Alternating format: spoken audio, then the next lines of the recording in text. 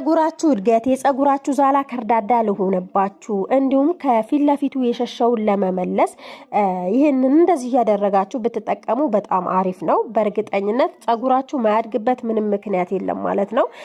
በተለይ ከግንባራችሁ የሸሸው የምር ይመልሰዋል። ይሄንን ቪዲዮ ዩቲዩብ ላይ ራሱ በጣም ነበር ቫይራል የወጣው። በጣም ወደውት ነበርና ብዙ ሰው ወዶት ነበርና እስከ 120 ሺህ ታይቶ ነበርና በዚህ አጋጣሚ ያበረታታችሁኝ በርቺ ጠንክሪ ብላችሁ ያበረታታችሁ ለዚህ ያደረሳችሁ በጣም አመሰግናለሁ። የምር በመጀመሪያ የተጠቀምኩት ቁርንፍድ ነው። ቁርንፍዱ እንዳያችሁት ቆልቼዋለሁኝና ምስ ማድረግ አለባችሁ። ከታመሰ አንደኛ መፍጫችሁን አይሰበርም ማለት ነውና መፍጫዬን ደግሞ እንዳይሰበር አምሼዋለሁ። ከዛ በኋላ የተጠቀምኩት ፍሬሽ ሮዝሜሪ ሳይሆን የደረቀው ነበር። አንድ ላይ ነበር የፈጨውት።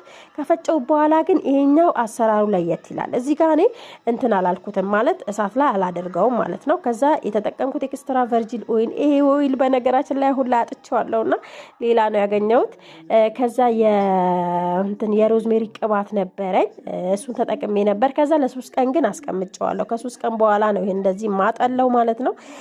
ከ3 ቀን በኋላ አጥልዬ እንደዚህ ይሄኛው ቅባት ሰርቼ እኔ ያልተጠቀምኩትም ሌላ ሰው ነው የተጠቀመው። ለምን እንደሆነ ታውቃላችሁ? እንትን ቫዝሊን የተጠቀምኩት ኦሊቬራ ያለበት ነውና በቃ እግዚአብሔርን ሽታው ደስ እያለኝ ልጠቀመው እያሰብኩት ደስ እያለኝ ነው አንድ ጊዜ ተጠቀምኩት። ከዛ በኋላ ፊቴ ላይም ምን ሽፋለብኝ ኦሊቬራ እንትን ስላለብኝ ማለት ነው አለርጂ ስላለብኝና ከዛ ለሰው ነው የሰጠሁት ማለት ነው። እንግዲህ በጣም አሪፍ ነው ይሄኛው ኦሊቬራም ለተመቻችሁ ቫዝሊኑ ካገኛችሁት ብትገዙትና ብትጠቀሙት።